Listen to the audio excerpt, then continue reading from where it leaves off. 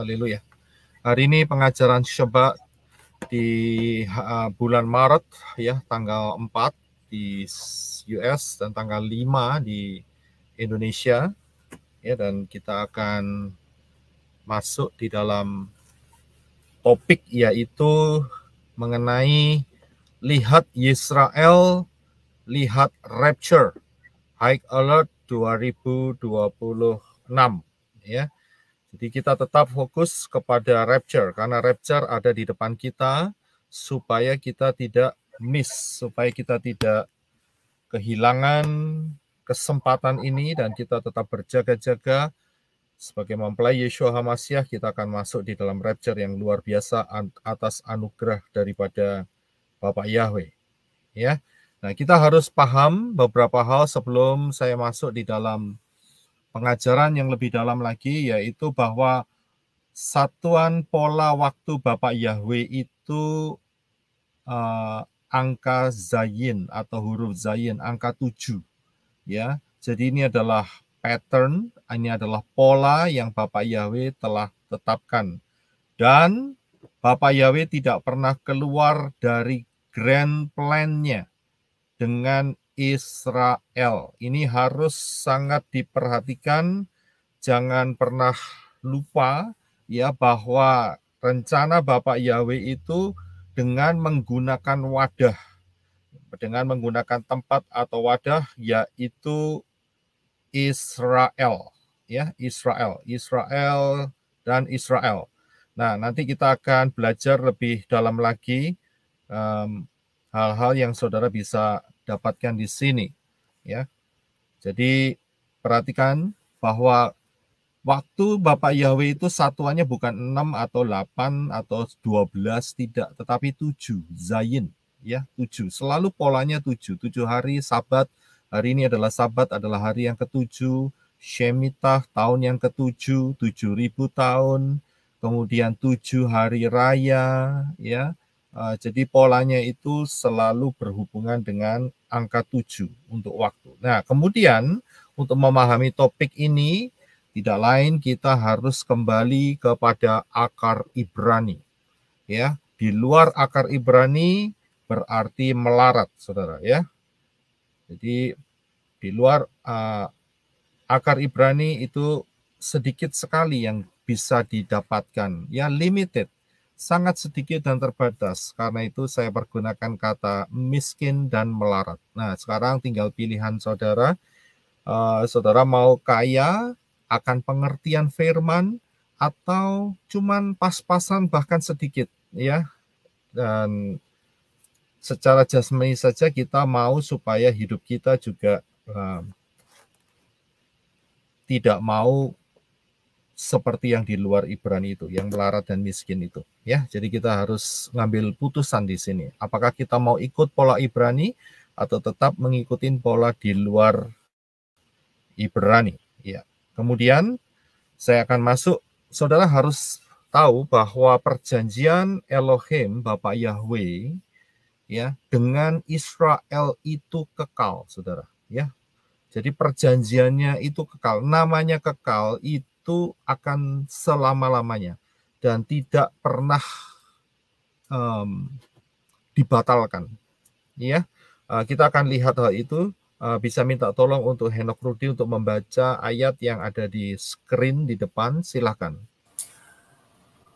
Dan aku, Yahweh, akan meneguhkan perjanjianku antara aku dan engkau dan benihmu sesudah engkau hingga keturunan-keturunan mereka, sebagai perjanjian kekal untuk menjadi Elohim bagimu dan bagi benihmu sesudah engkau. Ya, betul.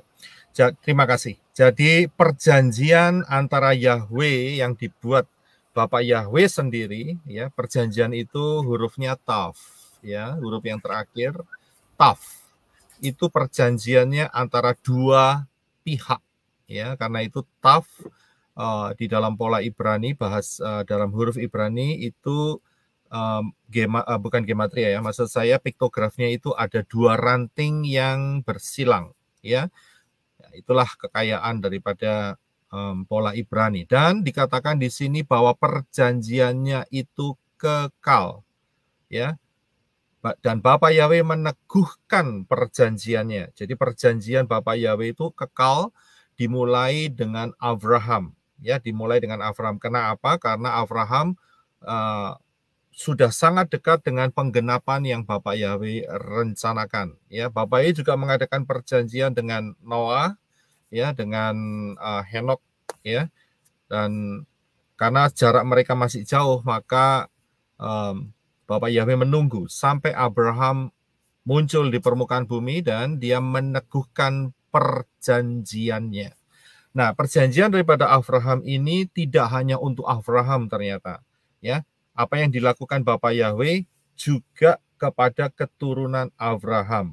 Abraham mempunyai beberapa anak, ya, tetapi yang dijadikan sebagai satu-satunya anak yaitu Yisak. Karena itu Bapak Yahweh mengulangi perjanjiannya, bahkan bukan mengulangi sebetulnya, tetapi meneguhkannya, yaitu di dalam Kejadian Fatsal 17 ayat 18 dan 19. Minta tolong Henok Rudi bisa bantu untuk membaca buat kita semua. Terima kasih. Dan Abraham berkata kepada Elohim, sekiranya Ismail diperkenankan hidup di hadapanmu. Tetapi Elohim berfirman, tidak, melainkan istrimu Sarah yang akan melahirkan anak laki-laki bagimu, dan engkau akan menamai dia Ishak, dan aku akan mengadakan perjanjianku dengan dia menjadi perjanjian yang kekal untuk keturunannya. Iya, haleluya. Terima kasih. Saudara bisa melihat dari ayat-ayat ini, ya, bahwa Bapak Yahweh meneguhkan kembali perjanjiannya dengan Yisak, anak daripada Abraham, anak perjanjian. Dan dikatakan ini perjanjian akan menjadi perjanjian kekal, ya, kekal, saudara. Ini nggak main-main, saudara. Namanya kekal itu luar biasa, bahkan melampaui batas-batas waktu yang ada di pikiran kita, ya, dan kekal selama-lamanya untuk keturunan daripada Yisak. Kemudian setelah Yisak mempunyai dua anak kembar, ya, dua anak kembar. Yang pertama namanya Heri, ya, atau Esau, berambut merah, ya, yang menjadi bangsa Edom, dan yang kedua adalah Yakov, ya, Yakov. Nah, kita akan melihat perjanjian Bapak Yahweh dengan Yakov. Silakan, tolong bisa dibantu untuk dibaca. Terima kasih. Berdirilah Yahweh di sampingnya dan berfirman, Akulah Yahweh, Elohim Abraham, nenekmu, dan Elohim Ishak. Tanah tempat engkau berbaring di ini akan kuberikan kepadamu dan kepada keturunanmu. Keturunanmu akan menjadi seperti debu tanah banyaknya, dan engkau akan mengembang ke sebelah timur, barat, utara, dan selatan. Dan olehmu serta keturunanmu semua kaum di muka bumi akan mendapat berkat. Sesungguhnya aku menyertai engkau, dan aku akan melindungi engkau kemanapun engkau pergi, dan aku akan membawa engkau kembali ke negeri ini, sebab aku tidak akan meninggalkan engkau, melainkan tetap melakukan apa yang kujanjikan kepadamu. Iya, perjanjiannya dipertegas lagi kepada Yakov. Bahkan saat Yakov namanya diganti oleh Bapak Yahweh, dari Yakov menjadi Yisrael. Inilah nama Yisrael muncul untuk pertama kalinya, ya. Jadi perjanjiannya itu sudah 3 generasi, saudara. Secara spesifik untuk Yisrael, ya. Karena itu tema hari ini adalah lihat Yisrael, lihat rapture, ya, Yisrael. Nah, kita akan lihat kalender daripada Yisrael ini. 3 generasi sudah diberikan perjanjiannya dengan sangat kuat sekali oleh Bapak Yahweh, ya, sangat kuat sekali. Dan kita akan lihat perjanjian dengan Yisrael ini. Nah, kalau saudara perhatikan, ya, kita akan lihat, saya akan berikan fakta sejarahnya terlebih dahulu, saudara. Ya, fakta-fakta sejarah.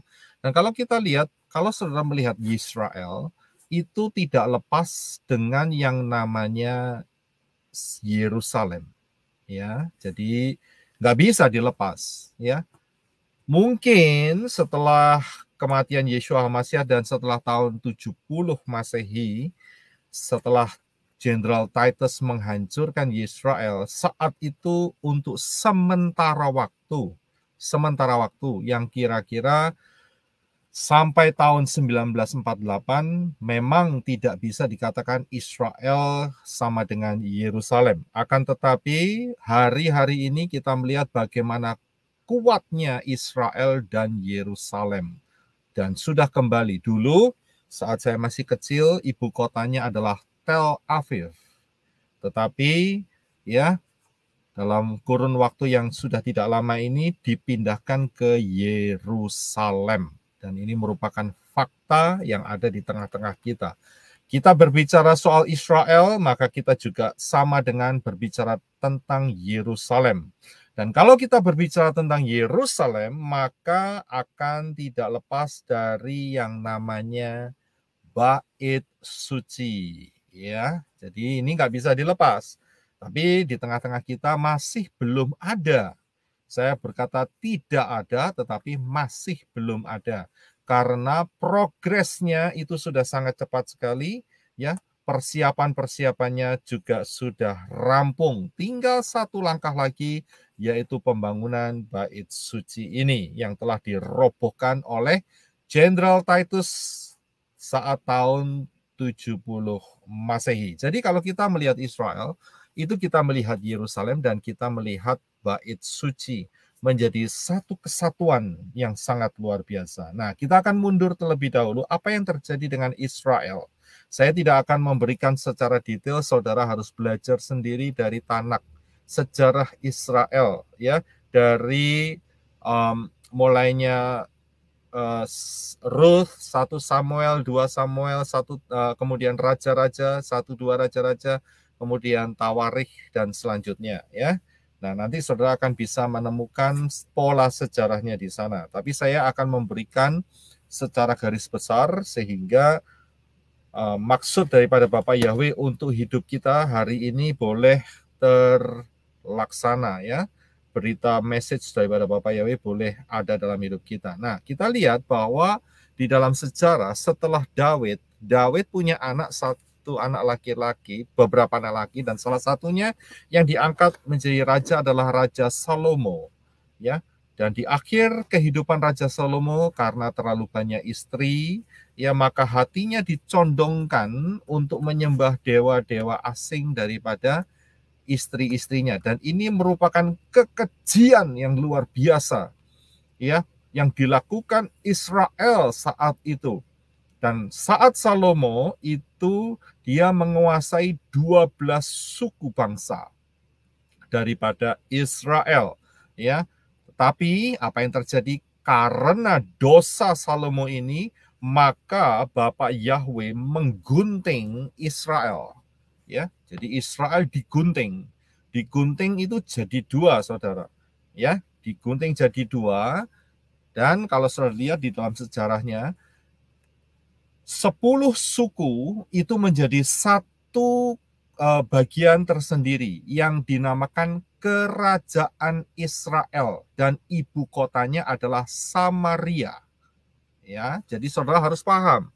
Kalau nggak paham sulit, saudara. Ya, ingatlah, kita lagi belajar soal Israel. Jadi kita harus tahu sejarah-sejarahnya. Dan ini fakta sejarah, saudara. Ya, jadi saya ulangin lagi. Israel digunting saat itu. Setelah kematian daripada Salomo digantikan oleh anaknya yang bernama Rehabeam, Israel digunting kerajaan itu. Iya, karena kesalahan Salomo tadi. Dan yang di bagian utara, ya, bagian utara itu adalah kerajaan Israel namanya, dan ibu kotanya Samaria, ya. Nah, di bagian selatan itu namanya kerajaan Yehuda, ya. Jadi saudara harus paham ini, kerajaan Yehuda, dan ibu kotanya adalah Yerusalem, ya. Paham, ya. Jadi ini sangat penting sekali untuk dipahami, ya. Jadi ingat, ya. Jadi kalau saya nanti berkata kerajaan Israel di dalam konteks ini adalah kaum Israel yang ada di utara, yang ibu kotanya adalah Samaria. Sedangkan kalau saya berkata kaum Yehuda, itu adalah kerajaan Yehuda yang ibu kotanya Yerusalem dan letaknya ada di selatan. Nah, ini saudara bisa lihat sendiri mapnya. Ya, ini adalah map di mana saat itu kerajaan Israel itu dipotong jadi dua sama Bapak Yahweh karena dosa perjinahan, ya, dosa perjinahan. Nah, yang selanjutnya saya mau masuk terlebih dulu yang di sini. Nah, di dalam kerajaan Israel yang utara, ya, kalau saya ngomong kerajaan Israel itu hanya yang utara, ya, yang selatan bukan lagi namanya kerajaan Israel, tetapi kerajaan Yehuda, supaya saudara terbiasa di dalam hal ini. Nah, kerajaan Israel saat digunting itu, ya, itu diberikan kepada pegawai daripada Salomo, namanya Yerobeam. Dan Yerobeam tahu bahwa setiap tahun harus 3 kali di dalam 3 perayaan orang-orang laki-laki seluruh bangsa Israel, baik yang di utara maupun yang di selatan, harus ke Yerusalem. Ya, harus ke Yerusalem. Hari raya apa saja itu? Yang pertama adalah hari raya roti tidak beragi. Kemudian hari raya Shavuot. Dan yang terakhir adalah hari raya Sukkot. 3 hari raya ini adalah wajib bagi setiap laki-laki Israel dari utara sampai selatan kumpul di Yerusalem. Nah, ini yang membuat Yerobeam merasa terusik, ya, karena kerajaan ini udah terpisah dari Yehuda. Bagaimana mungkin orang-orang Israel, ya, kerajaan Israel, kaum Israel itu diizinkan untuk ke Yerusalem. Dan si Yerobeam khawatir, dia pakai akalnya sendiri karena apa? Nanti kalau orang Israel di kaum Israel yang utara yang telah memberontak, 10 suku itu berpihak kepada Yehuda, maka tidak kuat posisinya. Nah, gara-gara dia tidak percaya kepada omongannya Bapak Yahweh, maka dia punya ide jahat. Ya, muncul ide jahat. Ide jahat tidak lain adalah mendirikan 2 anak lembu emas. Yang pertama ditaruh di Dan itu yang paling atas, saudara. Saudara perhatikan ya, saya sudah kasih 2 panah. Di yang paling atas itu ditaruh di satu kota namanya Dan, ya, ditaruh yang namanya lembu emas itu. Dan yang di bawah, ya, yang di panah yang hitam nomor 2 itu ditaruh oleh Yerobeam di kota yang namanya Bethel. Ya, 2 tempat ini. Nah, inilah salah satu mengapa suku Dan itu tidak tertulis di dalam kitab Wahyu. Karena suku Dan itu sejak zaman daripada hakim-hakim, dia sudah menyimpan berhala. Ya, dan kesempatan ini dipakai oleh Yerobeam untuk mengesahkan sekalian. Ditaruhlah anak lembu emas itu sebagai tempat penyembahan di sana.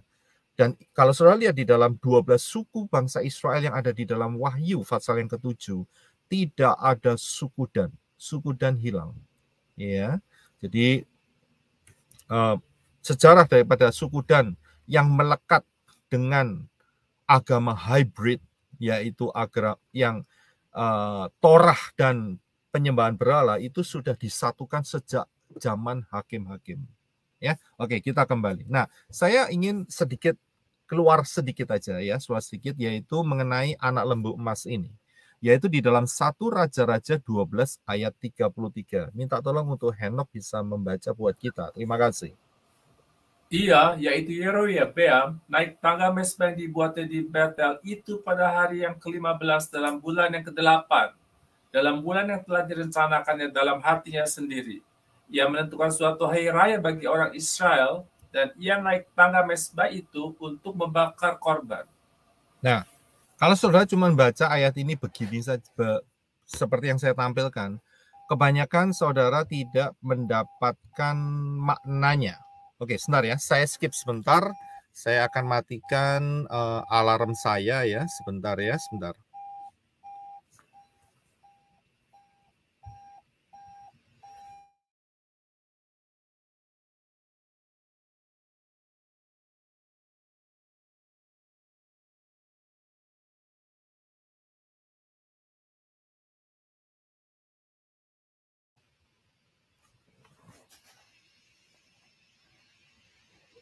Ya, saya kembali lagi.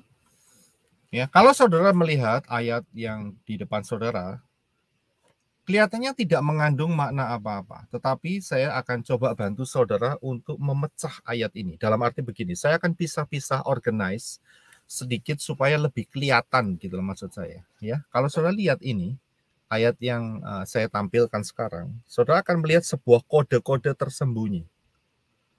Ya, saya akan bacakan. Ia, Yerobeam, naik ke tangga mezbah yang dibuatnya di Bethel.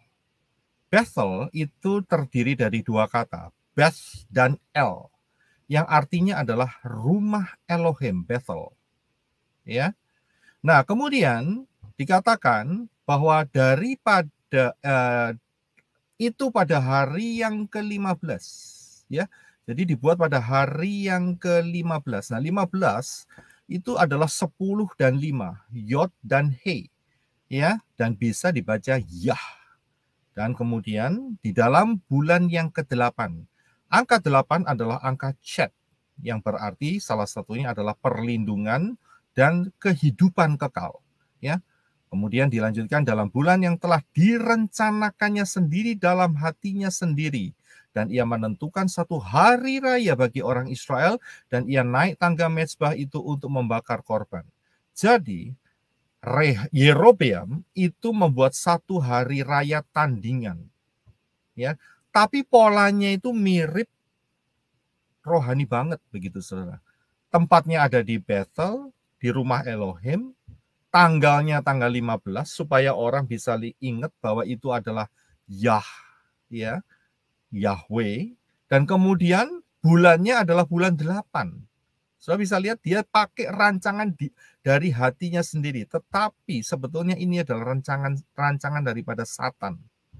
Satan pakai yang namanya Yerobeam untuk menipu ya kaum Israel, kerajaan Israel yang di utara, supaya berjinah terhadap anak lembu. Saudara perhatikan, kenapa kok pakai anak lembu, kok enggak pakai anak keledai begitu, atau anak singa? Singa kan perkasa, saudara ya. Tapi enggak, anak lembu. Ingat, kepala lembu itu adalah Aleph.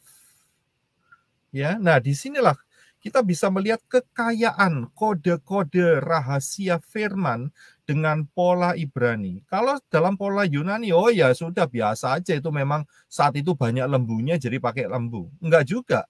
Sebetulnya ada yang namanya dewa Dagon. Dagon itu kepalanya manusia, badannya ikan, saudara. Ya, Dagon. Ya, jadi seperti mereknya kopi itu ya, Star itu ya, Star duit. Ya, bintang duit. Jadi kenapa kok pakai anak lembu?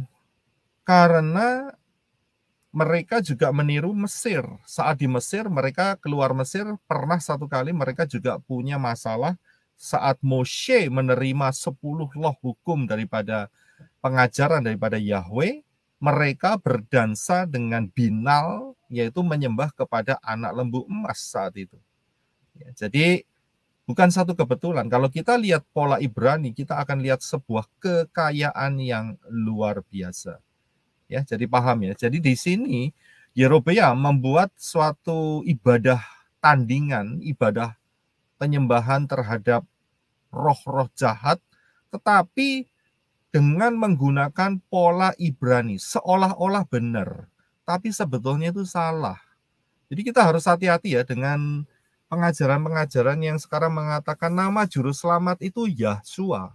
Hati-hati, jangan mau dibaptis dengan nama Yahshua. Karena nama Yahshua itu konotasinya keliru, ya. Mungkin secara makna benar, Yah penyelamat, Shua, Yah itu Yahweh penyelamat, Shua, tapi itu bukan nama, saudara. Tapi mereka buat nama.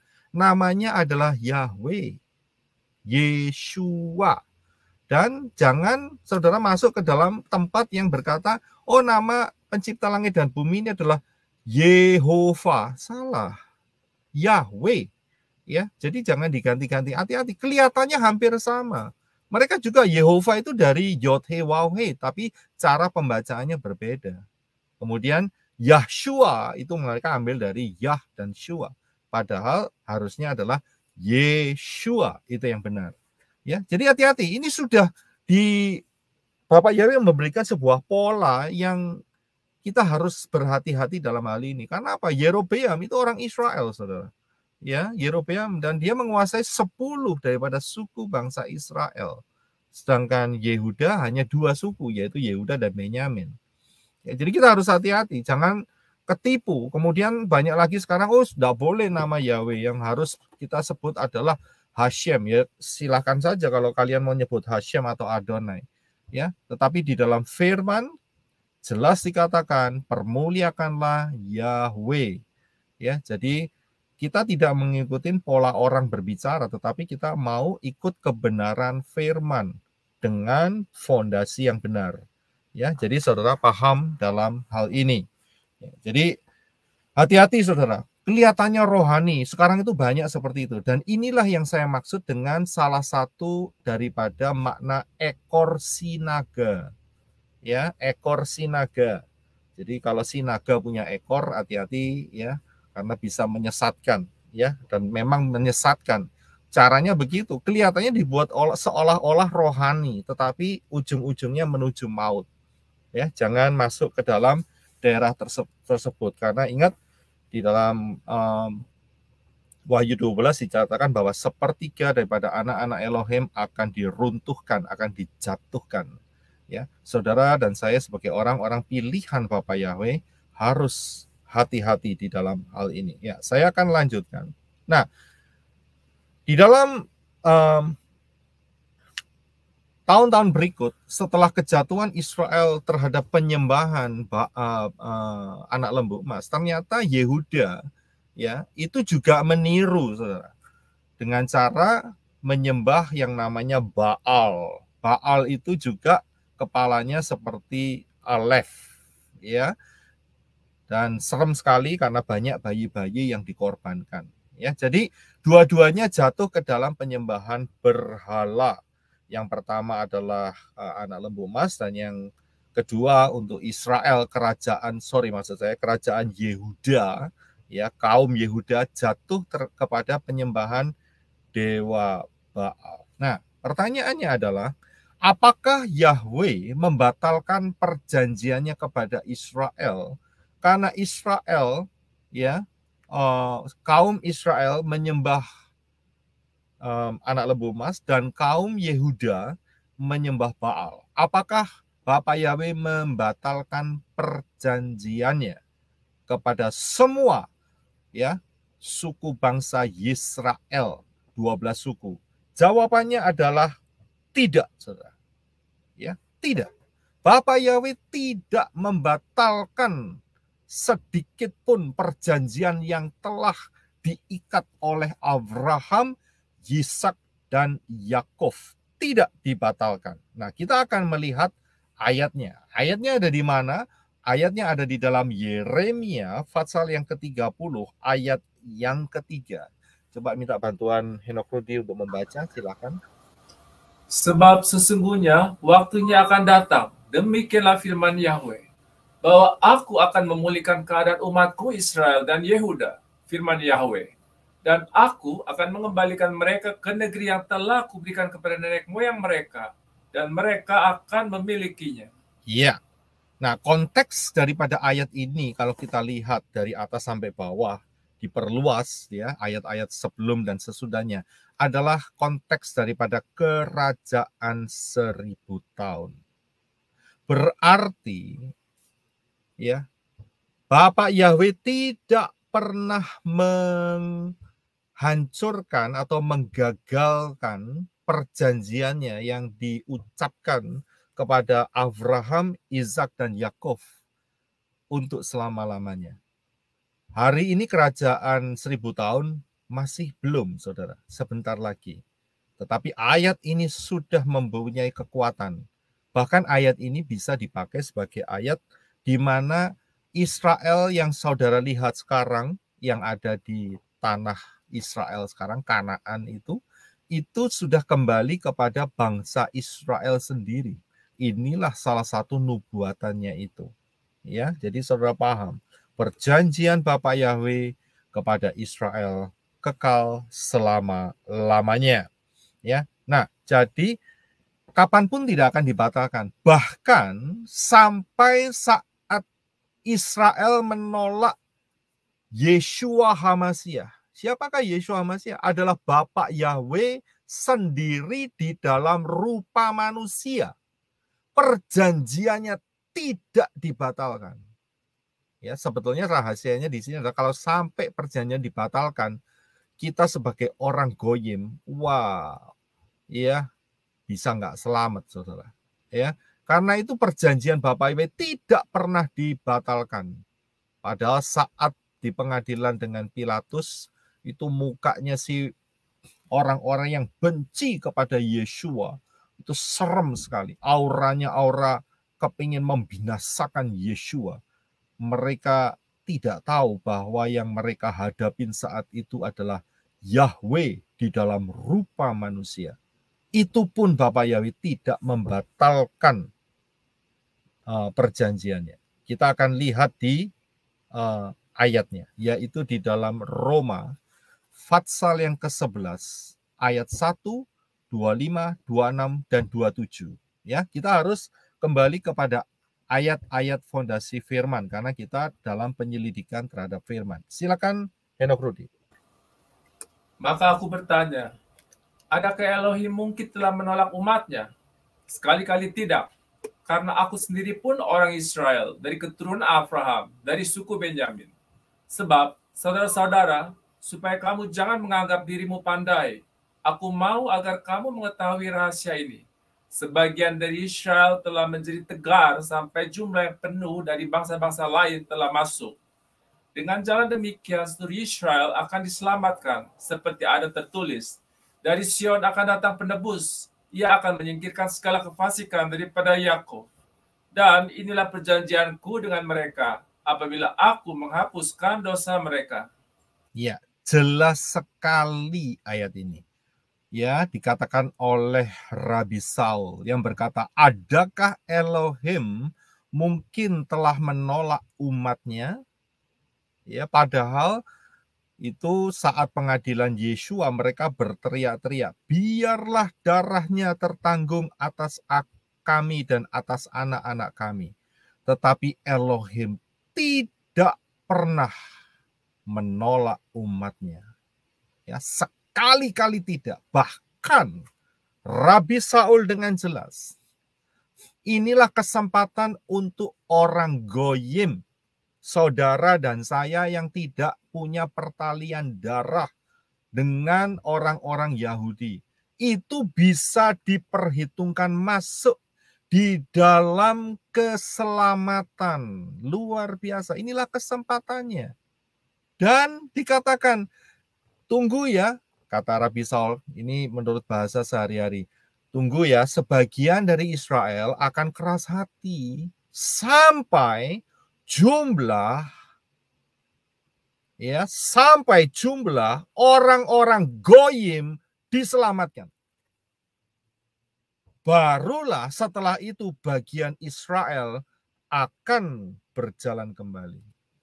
Saudara pilih bisa melihat, saat ada seorang yang terakhir yang menerima Bapa Yahweh di dalam Yeshua HaMasyiah dan dimeteraikan, jumlah bangsa-bangsa itu lengkap, maka rapture akan terjadi, saudara. Dan setelah itu adalah agenda daripada Bapa Yahweh yang akan diteruskan kepada Yisrael. Ya, paham di sini? Jadi jangan tolak Yisrael. Nah, sekarang ini terus terang ada banyak pemikiran yang salah. Ya, saya dapat beberapa teks dari orang yang benci Israel. Katanya, toh Israel di sana LGBT, toh Israel di sana juga terjadi kekerasan, pembunuhan. Saya bilang saya tidak pernah setuju dengan perbuatan-perbuatan anarkis mereka. Tetapi ingat, di satu sisi Israel adalah bangsa yang telah ditetapkan Bapa Yahweh supaya orang-orang goyim masuk di dalam keselamatan. Banyak orang sekarang ini buta, tidak bisa melihat, ya, hanya melihat sisi daripada buruknya saja. ya, sisi daripada kejelekan kejahatannya saja, tetapi tidak bisa melihat bahwa dari Sion, dari Yerusalem keluar pengajaran. Dan Yeshua sendiri mengatakan keselamatan berasal dari bangsa Yehudi. Ya, keselamatan dari bangsa Yahudi. Ya, kalau kita menolak mereka, akhirnya buta sendiri. Dan inilah trik daripada Satan untuk menjauhkan orang-orang daripada rapture. Sehingga mereka percaya akan kebohongan ini. Ya. Jadi hati-hati. Karena ada banyak, saudara pasti dengar sentimen-sentimen terhadap Israel. Ngeri sekali. Ya. Kalau saudara lihat sejak anak-anak kecil mereka didoktrinasi untuk benci Israel. Ya, ini pekerjaan satanik semua, saudara. Ini setan semua, termasuk orang-orang ya yang percaya kepada pola Yunani dan tidak mau berurusan dengan yang namanya Israel. Saya bilang lebih baik saudara buang saja kitab suci kamu, Alkitab kamu. Karena Alkitab kamu itu cerita tentang Israel. Lah kalau kamu benci Israel, coba karang satu cerita sendiri dan itu menjadi kitab sucimu, begitu loh. Ya. Jadi ngarang sendiri gitu. Jangan kutip dari kitab Daniel, Mazmur, Nehemia, Hosea. Malu-maluin saya bilang gitu. Ya. Tapi nolak Israel. Ya, aneh kan? Jadi kalau mau ya konsekuen gitu loh ya. Kalau nolak Israel ya sudah, jangan pelajarin sejarahnya, buang saja, bikin sejarah sendiri, ya kan? Jadi buat buku yang namanya buku Bejo gitu ya, buku Semar, ya kan? Mungkin buku Petro, ya kayak gitu kan? Ya kan? Kan lebih fair daripada bacanya kitab suci Alkitabnya Israel, tapi sejarahnya sejarah Israel, tapi nolak Israel. Ya itulah manusia, nggak masuk akal. Ya, jadi kita sebagai mempelai Yeshua Mashiach tidak seperti demikian karena kita kembali kepada Tanak dan Brit Kadasa, Torah, Nevi'im, Ketuvim. Ya, kita cinta kepada Bapa Yahweh dan rencananya yang ada di dalam Yisrael. Ya. Nah, selanjutnya, apa yang menjadi bukti bahwa Bapa Yahweh tidak pernah lupa terhadap Israel, yaitu tahun 1948 kembali menjadi satu bangsa.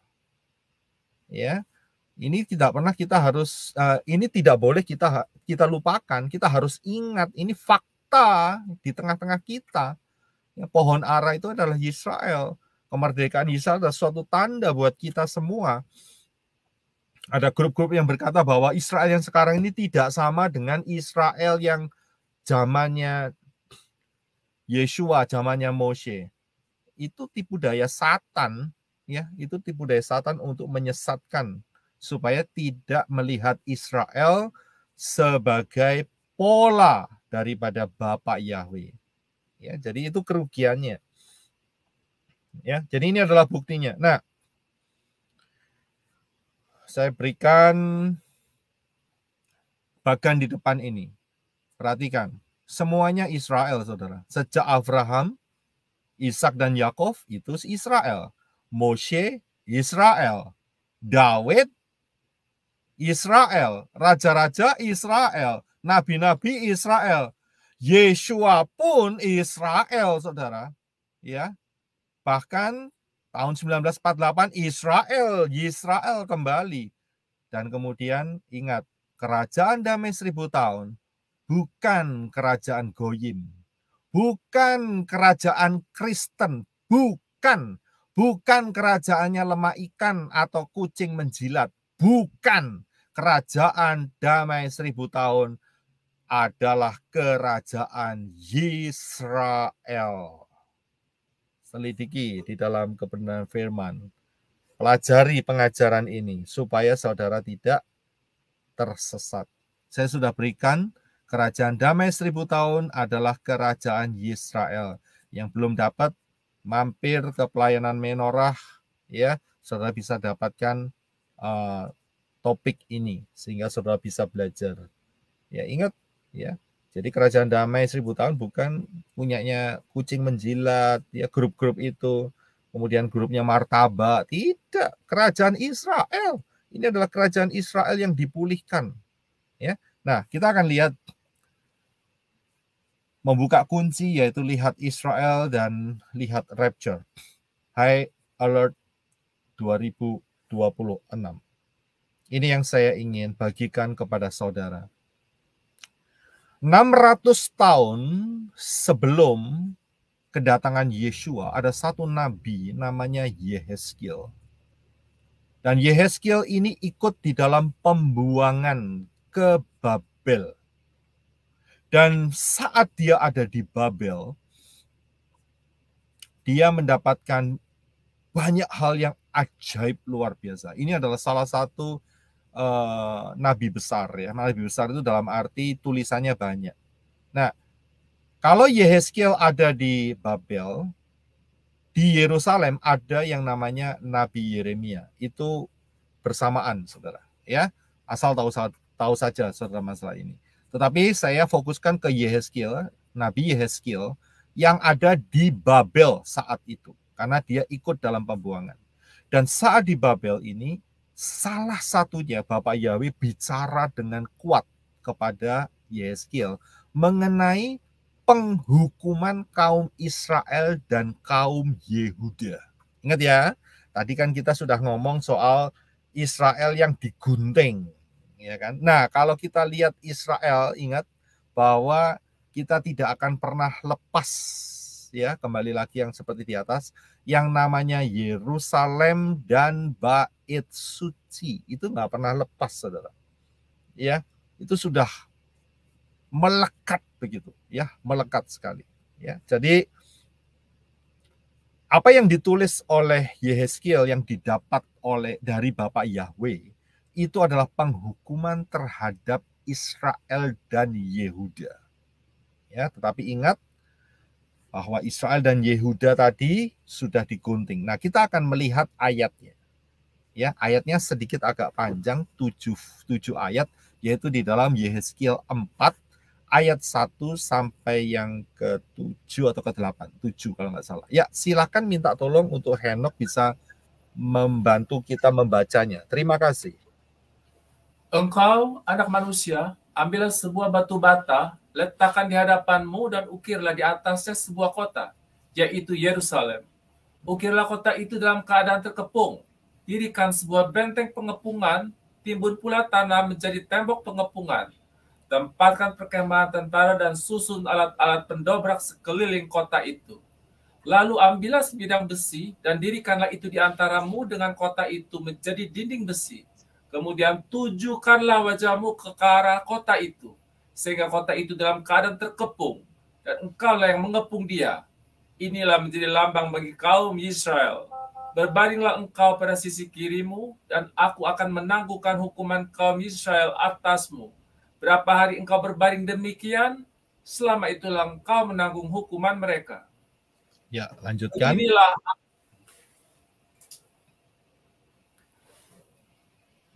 Beginilah aku tentukan bagimu berapa tahun hukuman kaum Israel, sekian harilah engkau menanggung hukuman mereka, yaitu 390 hari.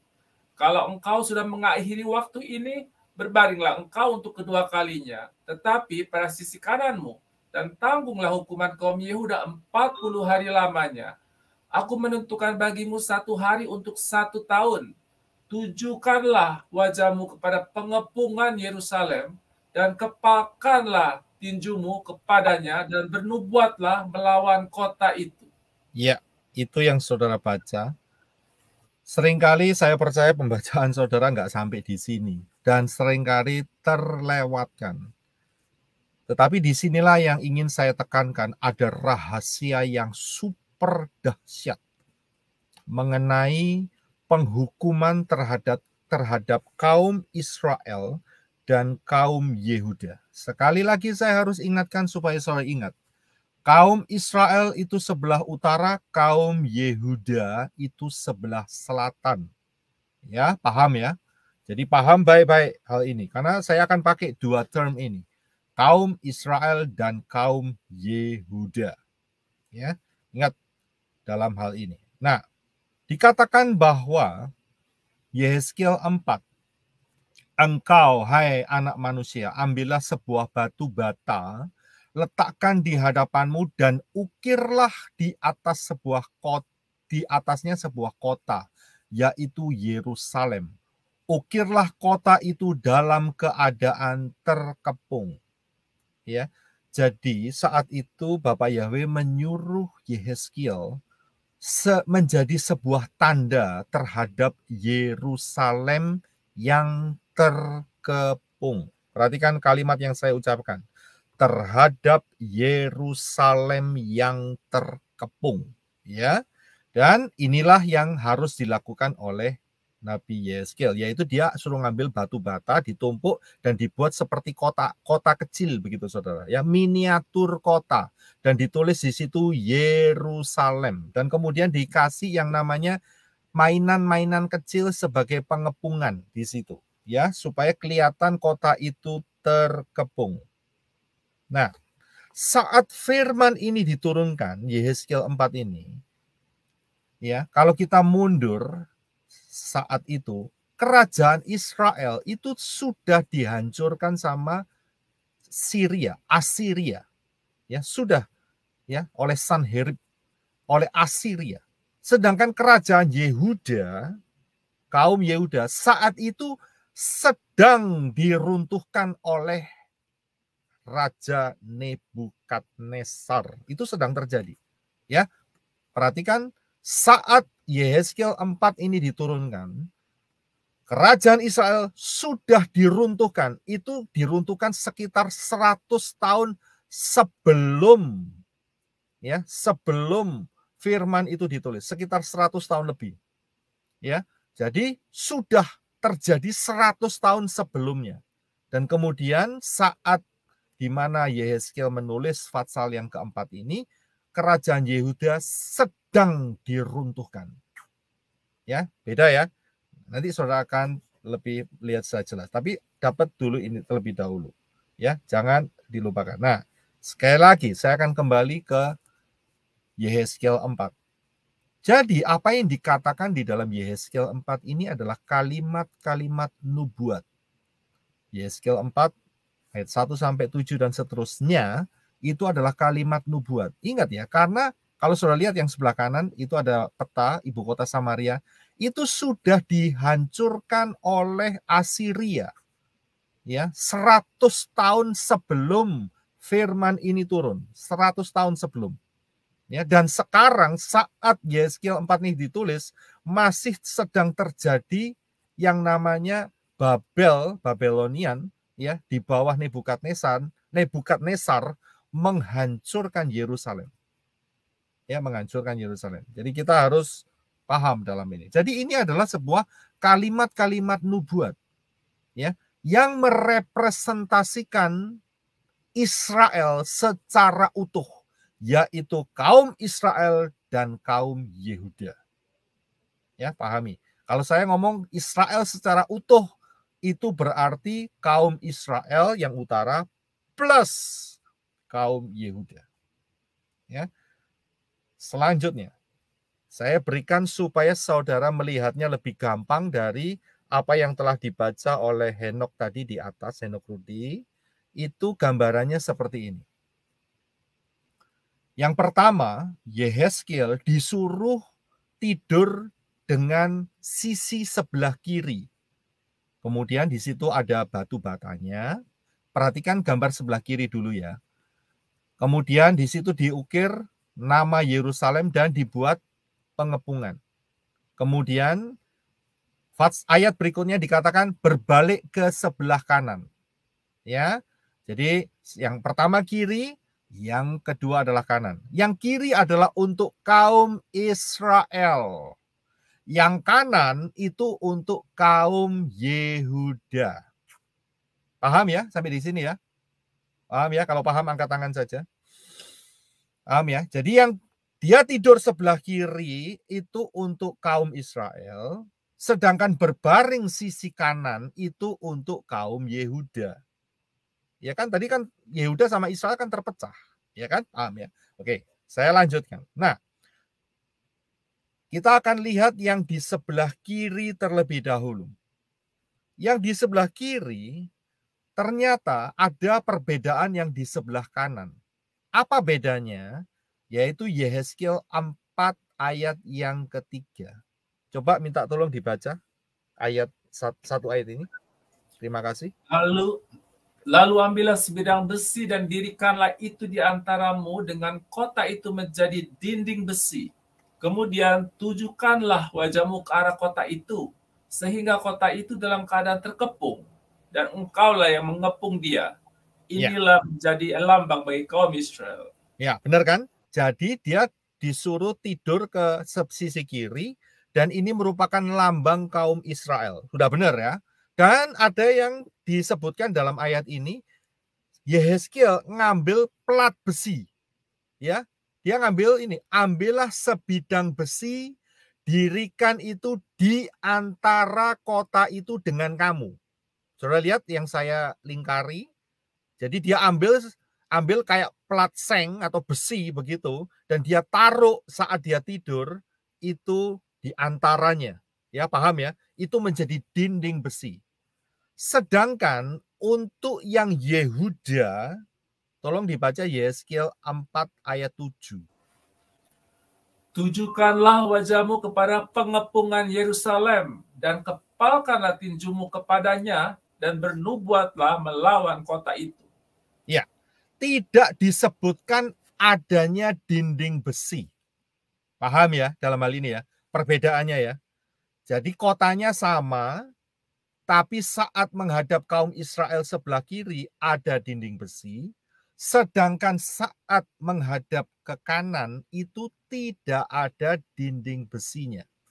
Pahami baik-baik, ini penting banget saudara. Pahami ya, udah paham ya, gampang sekali kok. Yang kiri ada besinya, dinding besinya ya, ada besi, yang sebelah kanan tidak ada. Nah, oke, terus kemudian selanjutnya adalah hukuman Israel itu 390 hari. Sedangkan untuk Yehuda 40 hari. Jadi untuk yang Israel, Yehezkiel harus berbaring 390 hari. Jadi kerjaannya Yehezkiel dalam 390 hari itu berbaring terus, tidak boleh pergi mana-mana, tidak boleh melakukan pekerjaan. Aktivitas sebagian besar hanya berbaring 390. Setelah selesai, barulah balik sebelah kanan 40 hari. Ya. Jadi lihat, kaum Israel 390, kaum Yehuda 40 hari. Dan Yehezkiel 4 ayat 6b dikatakan bahwa ya, aku menentukan 1 hari untuk 1 tahun. Jadi Israel yang 390 hari itu jadi 390 tahun. Sedangkan untuk kaum Yehuda yang 40 hari itu menjadi 40 tahun. Paham ya sampai di sini ya? Apa yang dilihat? Jadi saya mau akan pelan-pelan karena ini pembuktian luar biasa sekali, saudara. Ya, jadi 390 hari itu sama dengan 390 tahun hukuman pengepungan terhadap Yerusalem untuk mewakili kaum Israel. Sedangkan yang 40 hari untuk kaum Yehuda, yaitu pengepungan terhadap Yerusalem yang sama dengan 40 tahun. Ya, paham dulu di sini. Ya, jadi tadi cuma 2 yang dipahami. Yang pertama yang sebelah kiri ada besinya, ya, yang sebelah kanan nggak ada. Yang sebelah kiri untuk Israel 390 tahun, yang sebelah kanan 40 tahun. Kita masuk lebih dalam. Nah, kita akan lihat yang sebelah kanan terlebih dahulu dengan sebuah pertanyaan.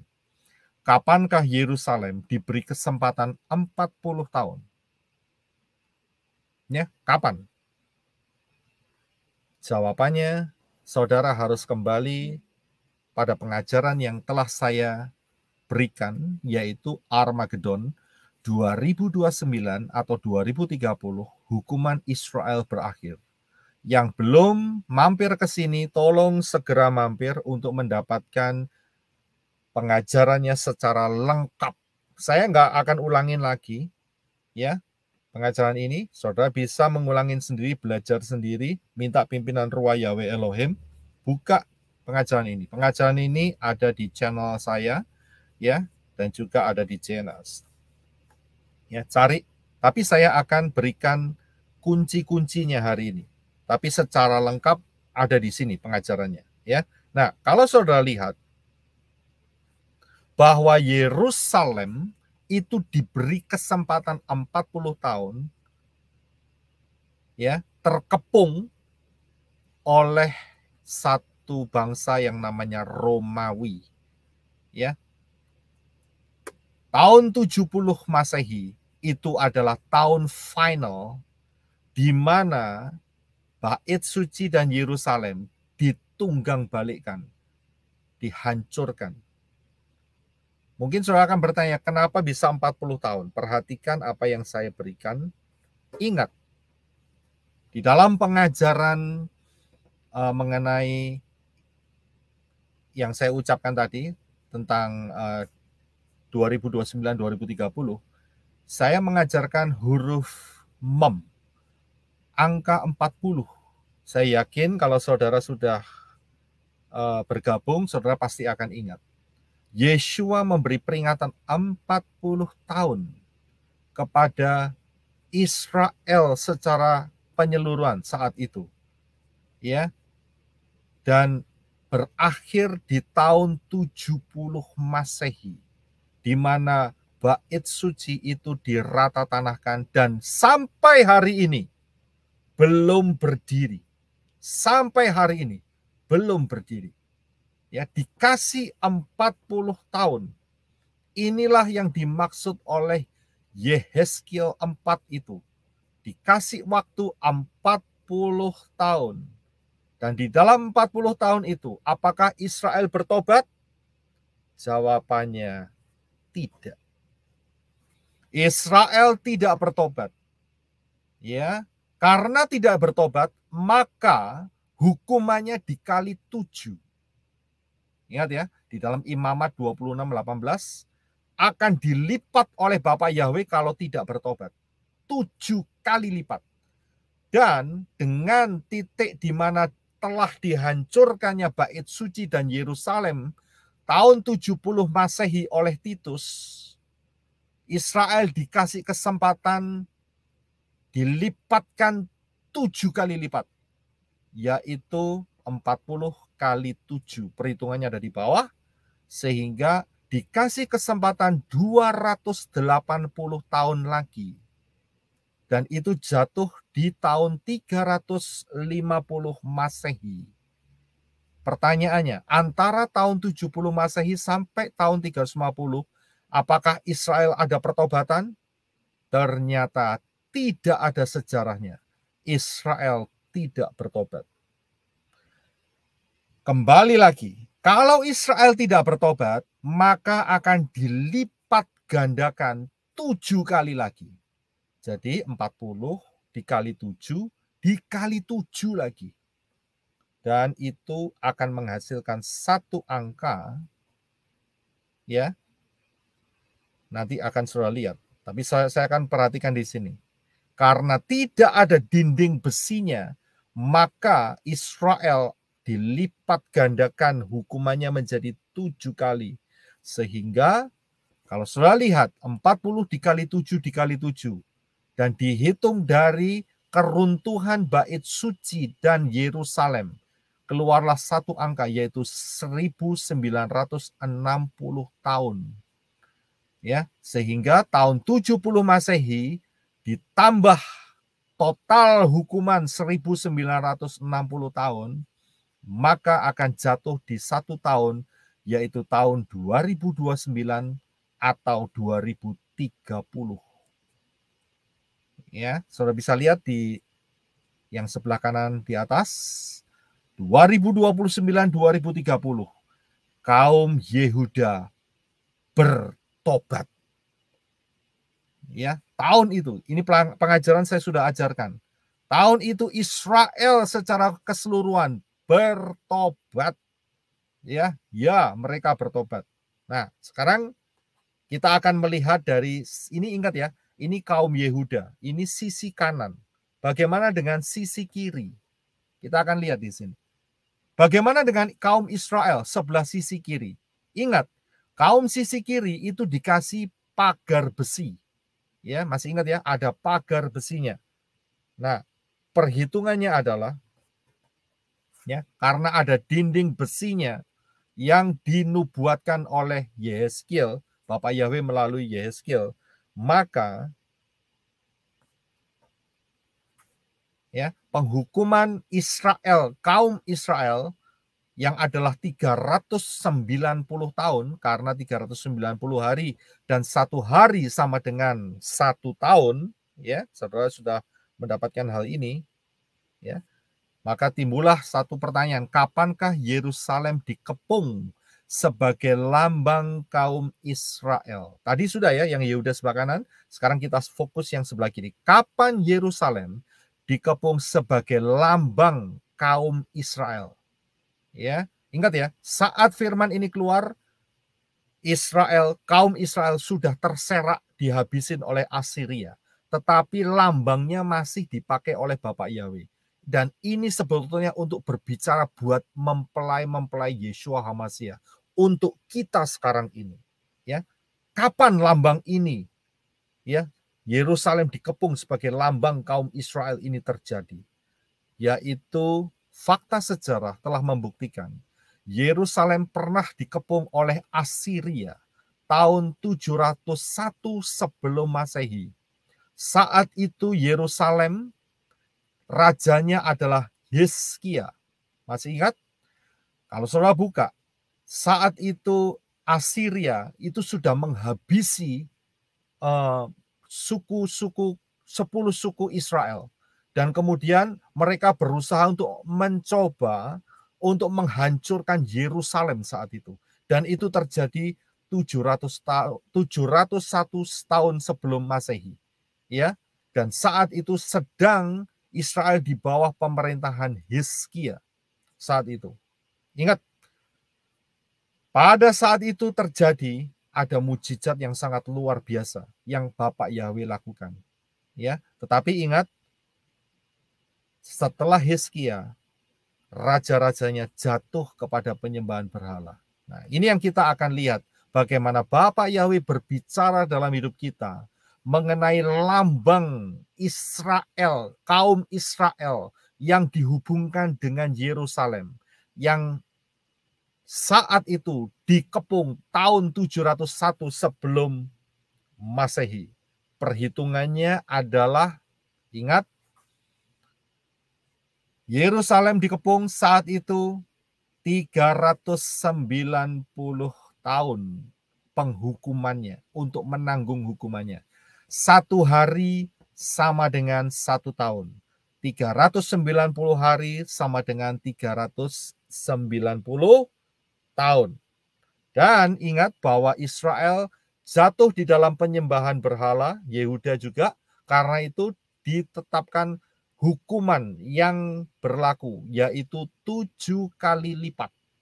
Ya, karena jatuh di dalam penyembahan berhala. Maka ayat di dalam Imamat 26 ayat 18 harus dijalani oleh kaum Yehuda, yaitu 390 tahun. Ya, saat itu kaum Yehuda yang saat itu. Nah, kalau saudara perhatikan 390 tahun dikali 7, maka akan keluar satu angka, yaitu 2730 tahun. Ya, karena 390 tahun dikali 7, keluar angka 2730, 2730 tahun. Dan kalau saudara perhatikan, dengan tahun di mana Yerusalem dikepung saat itu dan menjadi lambang penghukuman kepada kaum Israel, Saudara akan melihat 701 sebelum Masehi ditambah tahun penghukuman yang jumlahnya 2730 tahun, maka akan keluar satu angka, yaitu 2029 atau 2030. Ya. Jadi kita gabung dengan apa yang terjadi dengan kaum Yehuda. Ingat ya, yang tadi kaum Israel, yang sekarang adalah kaum Yehuda. Bagaimana dengan kaum Yehuda? Tadi kita sudah pelajari di atas. Kaum Yehuda,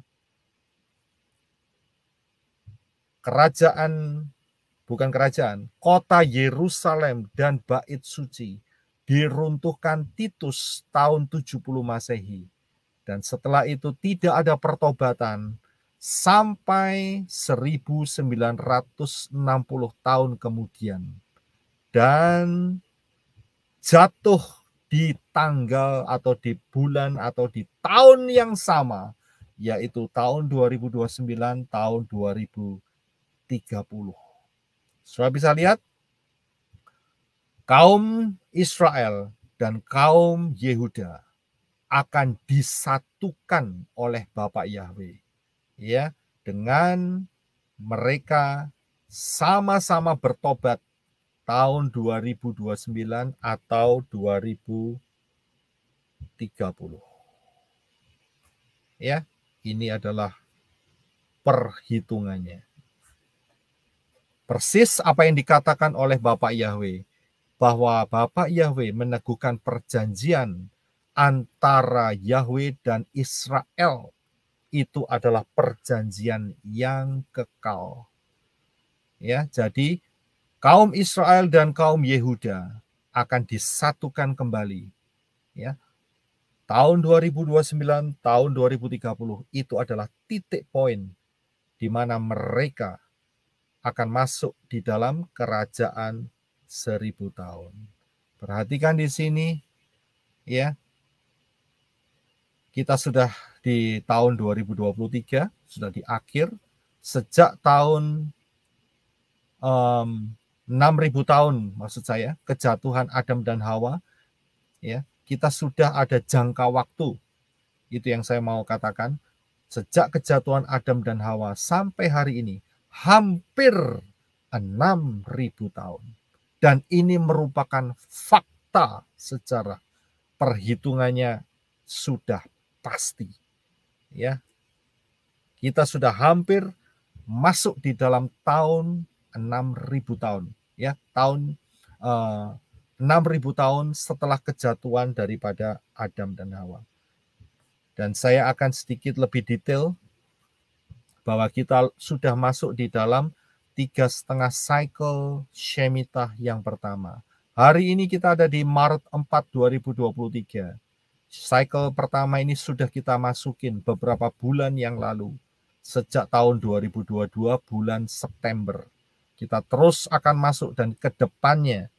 Menurut pola ini, ingat ya, saya bukan tukang ramal. Menurut pola ini, rapture akan terjadi tidak lama lagi. Saudara bisa melihat melalui apa yang saya sampaikan di slide di depan, ya, bahwa pertengahan daripada 7 tahun masa pola Shemitah ini ada di tahun 2026.